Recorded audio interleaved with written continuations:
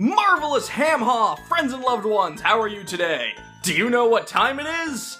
It's Hamtaro time! Again! That's right folks, it's Hamtaro time! A while back on Twitter, I asked what sequel to a game I've already covered on this channel you'd like to see me talk about. And it was nearly unanimous that you all wanted to see me talk about Hamtaro, Heartbreak. So I mentioned in my Hamtaro Ham Hams Unite video that it was one of my favorite games for the console growing up. Ham Hams Unite was cute, charming, and full of nice relaxing adventure-style gameplay. To this day, it's still one of my favorite games to just occasionally dedicate an afternoon to playing all the way through. But prior to the production of this video, I'd never played any of the other Hamtaro games, so I guess it's time to find out. Will Heartbreak fill me with a renewed love of the series? Or will I be feeling the aches and stings of heartbreak? The game opens up with Hamtaco having a nightmare where a hamster in a devil costume is going around destroying love. Upon waking up in the clubhouse and going to see Boss about a favor, Hamtaco trips over Snoozer, destroying most of the Ham dictionary we created in the first game. This basically addresses why we don't have all the words we accumulated last time, giving Ham Heartbreak a better sense of continuity than most video games. Unlike the first game where Boss wants us to go find everybody, this time we're only tasked with finding Bijou, so we head off to the Sunny Peak in order to find her. Players who've played Ham Hams Unite will immediately feel at home in this game, as the gameplay is essentially the same. You run around the levels using ham chat words on hamsters and the environment in order to learn new words, which will open new options until you're able to make progress. Upon finding Bijou, we learn she's trapped behind a large boulder. We also stumble upon a supposedly heartbroken Oxnard who seems to have broken up with his girlfriend, Pepper. But in order to talk to Pepper to try to sort things out, we first need to fix this boat so we can rescue Bijou. I'm on a boat! I'm on a boat! Everybody look at me, cause I'm sailing on a boat! Once Bijou joins your team, you'll see what the main new mechanic of this game is. Hamtaco has a partner. And certain ham chat words will only work when Bijou is with you, such as the new Ham Lift, where we can finally talk to Pepper and learn that their breakup was just a misunderstanding caused by our main antagonist, Spat, a hamster who is basically one part Sho Minazuki and one part Daffy Duck. The impish hamster from our nightmare despises love, and has made it his mission to go around destroying it in any way he can.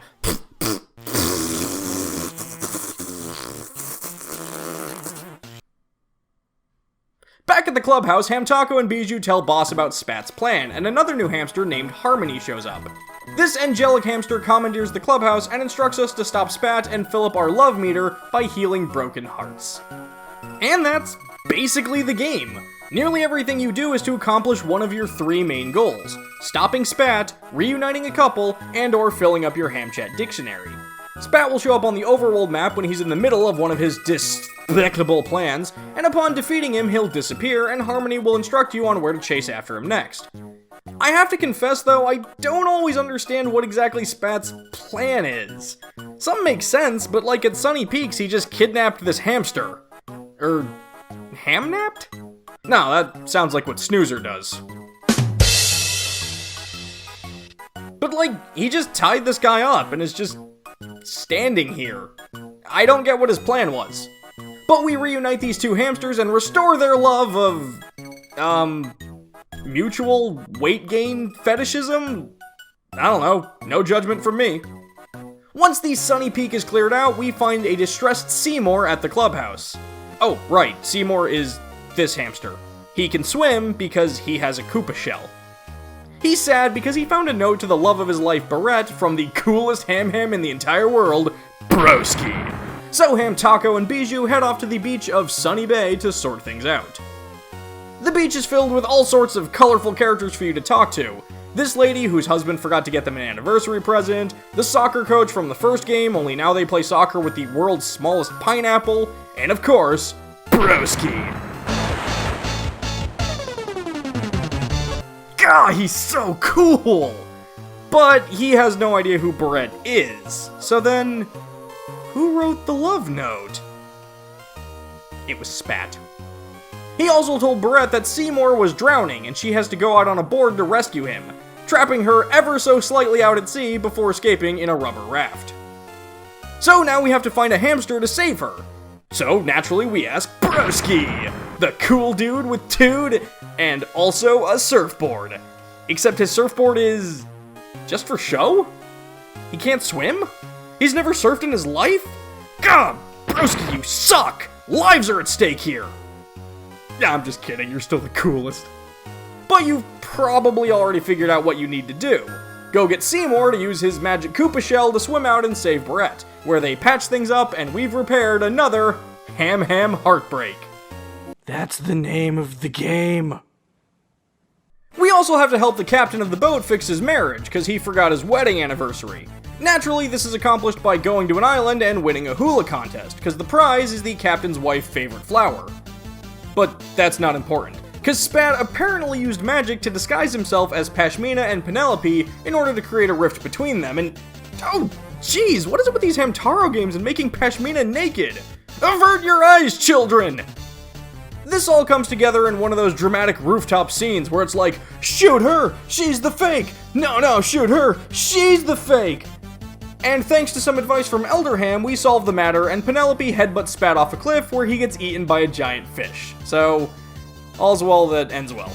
So I didn't really notice it in the first two stages of this game, but with where Harmony sends us next, I'm noticing what makes Heartbreak so different from Ham's Unite. See, in Ham's Unite, all the locations you went to were real places in the human world, like schools and grocery stores, and you felt like there was a hamster society operating on the real world scale. But now we're going to a fully functional Ham amusement park in the form of Funland. It's fun. And just like any amusement park, once you step in, we're face to face with a horrifying robot named Hammatic, whose job it is to clean up the park. In fact, Hammatic might be the only interesting thing in the park right now because thanks to Spat's mischief, none of the rides are working.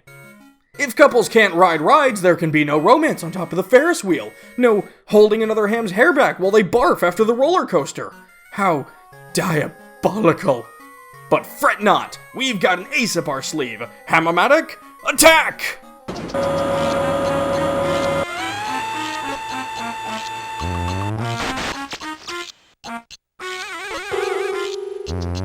Oh, right. Hammatic only cleans up garbage. Hold on, I can fix this. Okay, now. And so, Hammatic carries Spat off to Ham God only knows where, and the love between a robot and its creator is rightfully restored.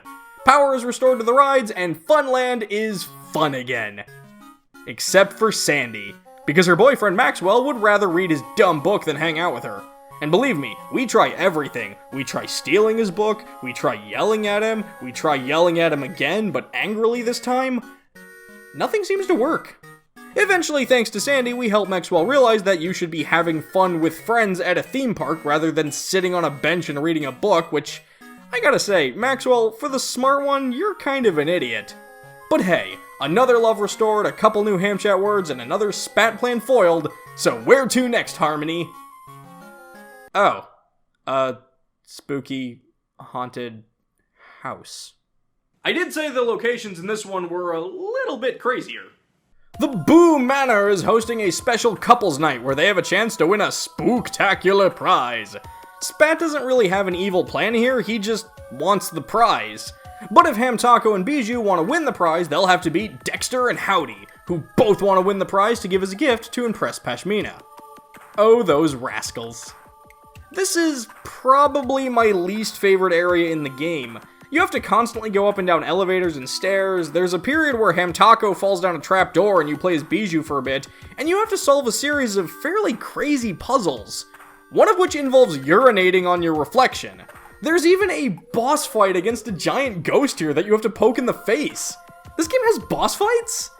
Also, I guess we're just gonna glance over the fact that ghosts are completely real and just hang out and occasionally run events for couples. But we eventually make it to the end of the event, and I do not want to be here.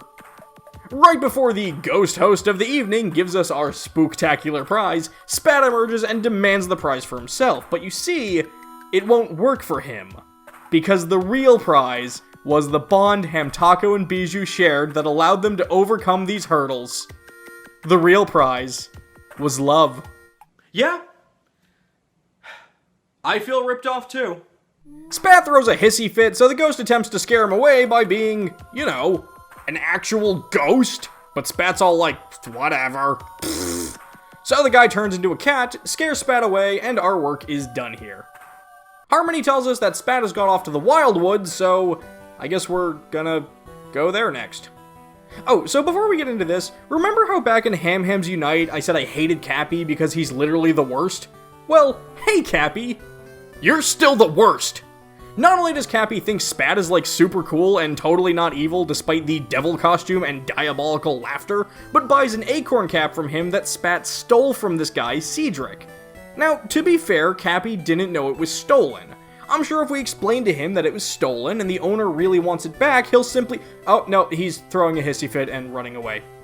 You're the worst, Cappy! We're eventually able to catch Cappy in a trap thanks to the help of Ham Tarzan, otherwise known as Bog.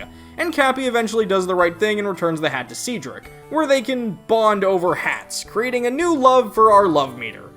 Good for you, Cappy, you actually managed to make a friend. You suck. Now that that's out of the way, we go find Jingle and tell him he's late to be the musician at a wedding in the local village.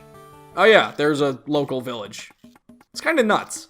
The wedding ceremony involves both hamsters climbing to the top of the village and placing this red marble on a pedestal. Spat steals it.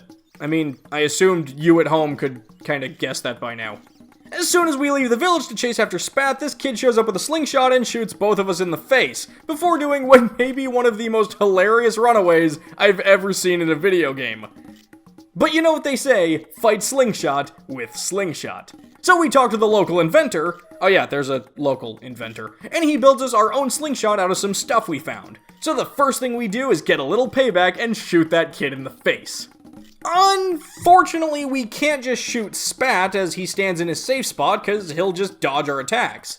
But we can shoot the beehive above him and force him to jump into the water. Man, he can hold his breath for a long time. Oh, no, he's fine. He's just gonna get eaten by the world's tiniest crocodile. So we return the marble, the wedding goes through, love is restored, and thanks to the village's prophecy, we even get to keep the red marble. We'll need this soon, I promise. So, the next area is the last one, but before I go into that, I just want to cover some ground. I've kind of been going through the plot pretty quickly and only covering some of the loves that you can restore, but this game really does have a lot going for it. There are tons of ham chat words to pick up, and some are hidden behind really obscure events. And there's even a whole side quest involving polishing rocks back at the clubhouse. Thousands and thousands of rocks. To get gems to fill out that collection too. In fact, each level has its own special rock cave, with an even specialer rock cave hidden behind a locked door, and you can earn these keys through even more side quests. I also want to be clear that not all the loves are just between lovers. If I could go over a couple of the more interesting ones really quickly. There's one where you basically help trick a soccer player into dating a cute hamster shy best friend, there's one between Bog and a monkey that involves shooting birds, and there's one between a mother and son, where you have to have the mom become the Red Ranger in a Funland presentation of Hamster Power Rangers. Also, the mother and son are both ghosts that live in a painting, so that's a thing. Okay, so back at the clubhouse, Harmony tells us that Spat is at Spat Tower. Spat just has an evil castle, and has this whole time, apparently. Guess no one ever decided to do anything about him until now. Sadly for us, we can't just get into the castle because the drawbridge is up. If only we knew an inventor who was working on a device that could launch things. Yeah. So it's back to see our good friend the inventor, who would love to help us, but is missing a key component for his hamapult. His wife tells us about a sacred treasure at Sunny Peak that could be perfect. This is where we need the red marble from earlier. Also, if you haven't grabbed them yet, you need to dig under this bucket to get the blue marble and score at least 600 points in this minigame at Funland to get the green marble. With the 3 sacred marbles, red, green, and blue, Hamtaco and Bijou are able to grab the sacred treasure, the Master Spoon.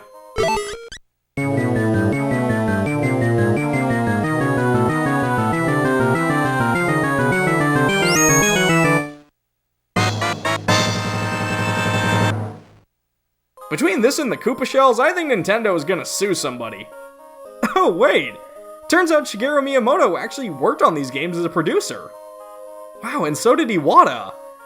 And I just made myself sad. But thanks to this giant master spoon, we're able to get into Spat's castle, where we have to solve...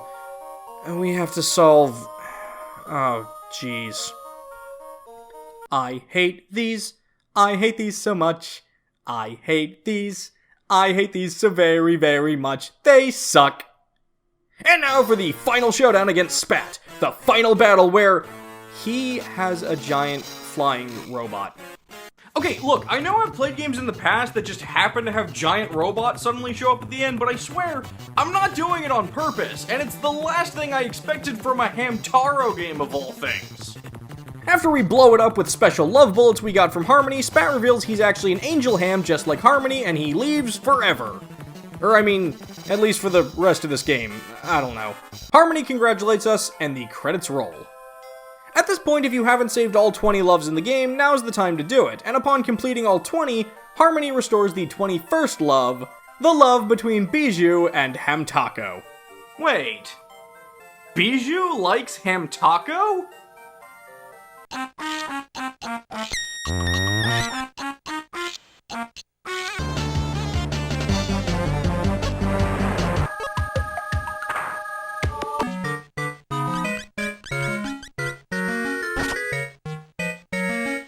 Never hinted at.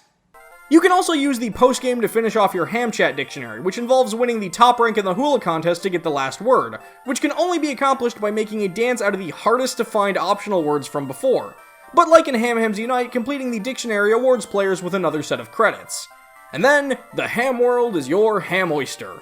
You can focus on collecting all the gems, getting all the accessories, finding all the songs, messing with the photo studio. There really is a lot of stuff to do in this game. Overall, I'd say I absolutely loved Ham Ham Heartbreak. Although, I still think I prefer Ham Hams Unite a little bit more. Maybe it's due to nostalgia, or maybe it's due to the fact that Ham Ham Heartbreak was just a little bit more crazy and confusing to complete all the way through. But really, both of these games are great, and I highly recommend you look into either of these little hamsters' big adventures.